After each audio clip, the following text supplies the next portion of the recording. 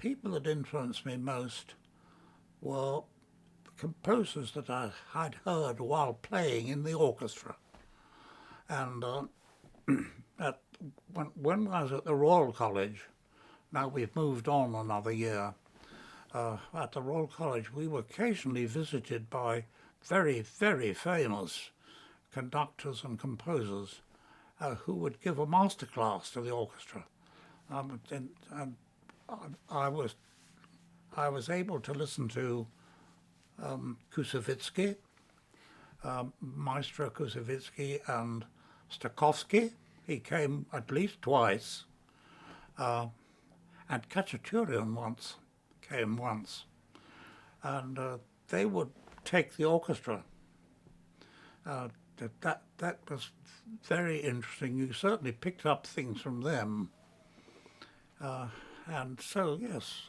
But I would say that the biggest influence was probably the English music of that time. I was very fond of Vaughan Williams, and still am, I may say. And I loved Walton, who was very popular at that time. Walton, and later, after I left the college, I we're moving on again now. I met Gerald Finzi, who I think probably had more influence than anybody, not so much in style, but in sort of, I suppose if you were sitting at the foot of your master, like students of Socrates or something in the Greeks, he was a bit like that. I regarded him as an all-embracing musical influence. He was just a remarkable man, Gerald Finzi. He was a brilliant composer. Oh yes, he was a wonderful composer, but very specialised. You know, his music is very intimate, and it's not showy. He was very he was a clever man, but in a wonderful way, he was very simple. You know, he just seemed to be able to always find the simplest answer to a particular problem.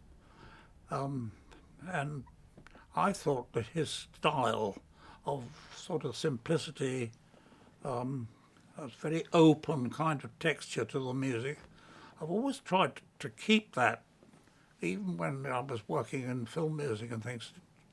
In other words, if in doubt, leave it out. That was good experience for me, because I was writing for all kinds of ensembles, and also I was working.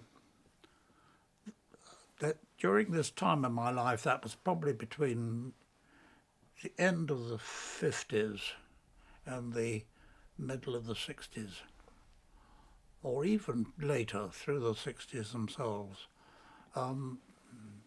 I was doing a lot of things that are related to music. I did a lot of music copying at that time, and that gave me access to arrangers that I was working for all the time, and from these arrangers I eventually began to get commissions to arrange music, and I did that. So that particular, it was a melting pot. That happened also. I'm sure I'm confusing the listener, but during the time that all this was happening, there were long hours when I didn't get any work at all. And it was during that one such period, round about the time I got married, is that I found myself out of work and needing the money, and I decided I have to do something else to supplement our income. And fortunately, I'd been taught by my mother to cook, and I got a job as a cook. And from that, I worked in several restaurants or coffee bars, And eventually, a friend of mine asked me if I would come and work with him in his coffee bar, which was really a restaurant that served coffee. And so I went to work with him. It was a very friendly and successful arrangement because the coffee bar was open in the morning, throughout the day, and all night until 1 o'clock. So the hours that it was open were very long, which meant that two complete different services we had to have two sets of staff. So I used to do the evening bit, which meant that I had my days free, and I was able to write because I had a flat which was right over the restaurant. Lovely flat, by the way. And I kept writing. So we were in this restaurant for 5 years, and during that time I wrote about 90 pieces.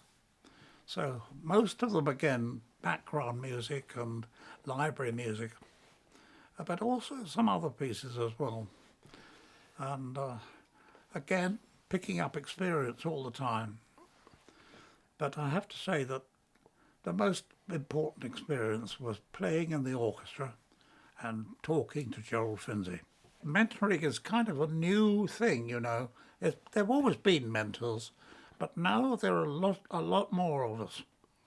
And the great thing about mentoring is you must leave this particular student to have his head, and then you can gently, if necessary, you can suggest something to him. But there's no question about teaching in the formal sense. Of course, they learn something from you, but that's how it should be.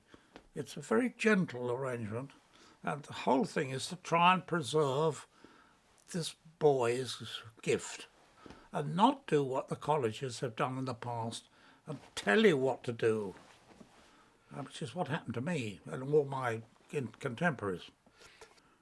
I do suggest certain things. I mean, some of the things are old saws of classical orchestration, like try and keep your bass lines clean. Don't overwhelm the ear with ideas. Try and remember that the human brain can only absorb 3 separate ideas at once. And things like that. I try to help him to be simple, or rather as simple as possible. These are tenets that I learned from Gerald Finzi. Simplicity is very important. Transparency. If you listen to a score, you should be able to look through it and hear it.